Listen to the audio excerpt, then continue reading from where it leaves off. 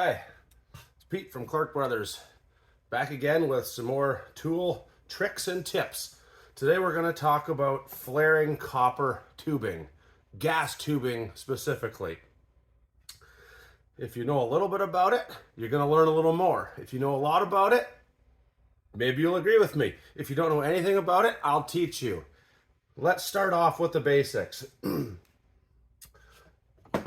going to call this the line 2-hour hot water tank. That's what we're going to gas today. So I have to figure out how to get gas into this 1/2-inch coupler. How am I going to do it? Well, we call this piece here the flare and the flare nut. Cool, they go together, the flare and the flare nut. How do you use them? Let's see. So here in Ontario, it's code that we use a special pipe sealant on our threads. So we're pretending we're put that on. It's messy, so I don't want to put this fitting back in my toolbox with the pipe dope on it. So we're just going to pretend. There, it's on. We're going to put this into our 1/2-inch coupler. Whoops, we better turn our gas valve off. Gas valve is off. Any of you that see a gas valve like this in your house, if you're here in Ontario, they don't want you to have that valve anymore. They're known to spring a leak. Call us, we'll fix it for you. Anyways, so that's nice and tight. We'll pretend that's nice and tight in there. I've used a wrench, and we're gonna check it after anyways for leaks. So that's where we gotta get our copper. How are we gonna get our copper onto that? Well, that is done with a flaring tool. This is the old flaring tool. Anybody in this trade knows exactly what they're looking at when they see this. So there's a few different sizes here. The top's beveled on a 45-degree angle, and I'm going to show you why. 1/2-inch copper tubing. This is gas copper. You can bend it, it's not like plumbing copper where it's stiff and rigid. The older this gets, the less pliable it is. Everybody likes working with brand new copper off a roll because it rolls off like butter. It's nice to work with. But this is scrap copper, and that's what I'm going to show you. So, you always put your nut on first. Don't forget your nut. Put the flare nut onto the copper. That's key. And then here we see the sizes. So, I'm going to go to 1/2-inch. This is 1/2-inch copper. You set it in to the corresponding hole. Put it together, and you, differing opinions, want to have between a nickel and a dime's thickness above that steel bar for what I'm going to show you. So we'll go ahead and set that up like that. So we bring our, just that. This is how it's been done for years. This is just how you do it. So we get over top, we're going to pinch it in. Sometimes these go really fast. Sometimes the copper doesn't really want to cooperate. Today it's just kind of giving me a bit of a hard time, but not a big deal. There, so we got it pinched. We got that bar pinched together. You want to see that line nice and tight. So our copper's in there. So now we just line our tool up at the next line. There's little lines where you kind of put the tool to. Now we'll tighten it up. Nice and tight. Our nut's on here. Don't picture this as a dead end. Picture this as just keeps going. This is coming from our gas supply to hook up to our hot water heater gas piping. So now I'm nice and tight. We're gonna turn the handle in a clockwise motion, and I can watch in there. I probably can't get you to see it, but there's a little die. We call it the raspberry. It's coming down, and it's gonna push that copper on the 45-degree bevel, and you're going to see what happens here.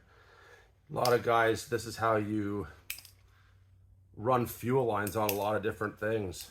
Tractors, race cars, large construction equipment, gaseous fuels like your furnace, your hot water heater, natural gas, propane. It's all done with these flares. So now it's not spinning anymore, it's just breaking loose. So that's telling me I've hit the necessary pressure to put that bevel in. So now I'm going to go the other way. I'm going to twist it counterclockwise, and I'm going to back that little die out of there. Spin it out, spin it all the way up into here so it's removed from there. And I'm gonna loosen this guy off. Now I'm gonna pull that down. I'm gonna take my die apart. Oh wow, look at that. Pretty cool looking flare. Looks good to me. Pull my nut back up. Perfect. Now, if you can see, this flare is on a 45-degree angle. And inside this nut, where it seats down, there's also a 45-degree angle. Wow, that works well. So we put that together like that. Fits in above the threads real nice. Now, another 45-degree angle on our flare. So we'll put our nut on there.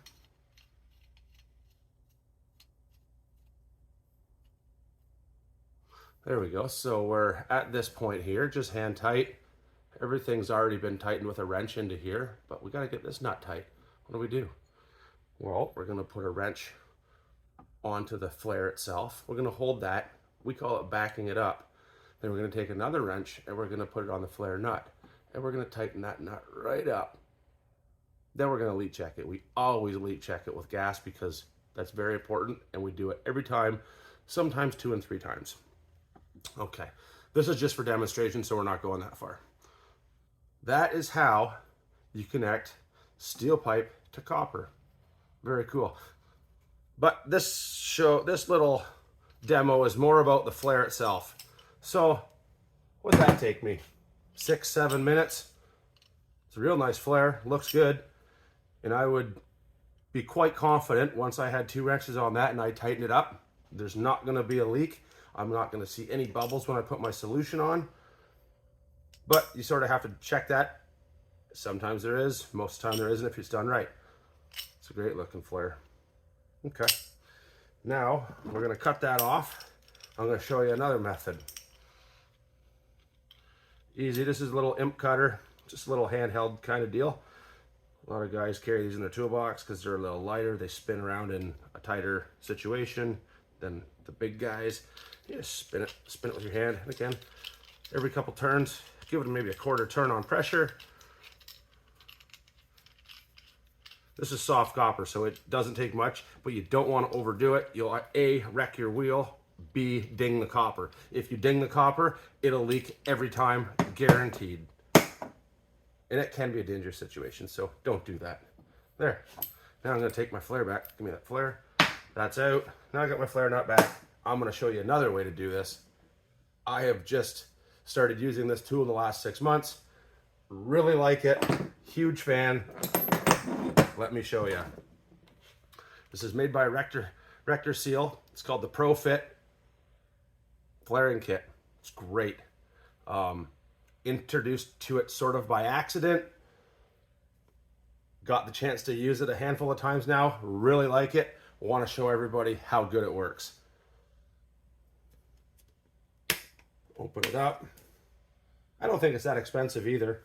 I bet it's less than $150 in Canada. That's, so everybody in the United States that's watching, you guys can probably get that for like $39. But let me show you how it works.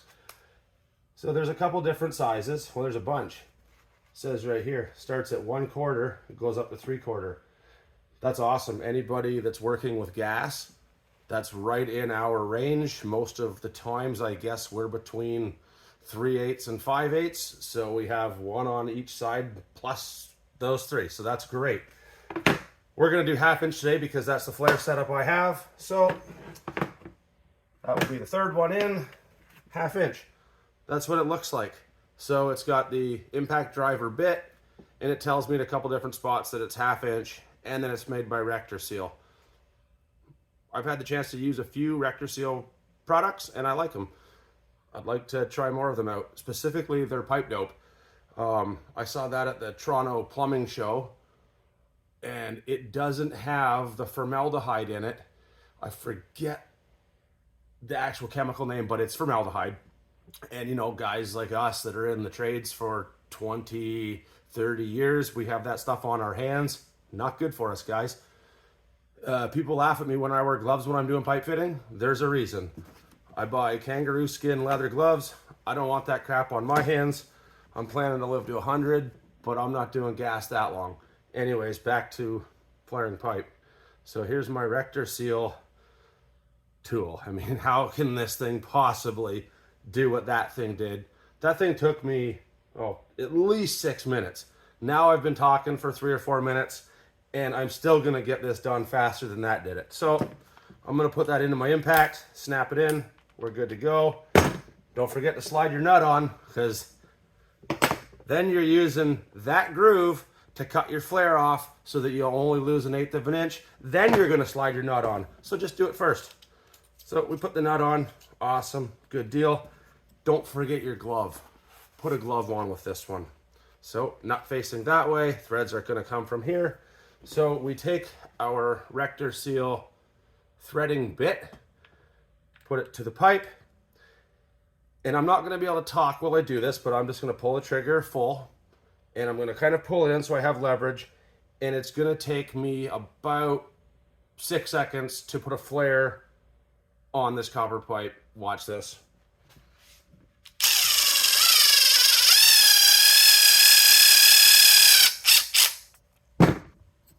Done.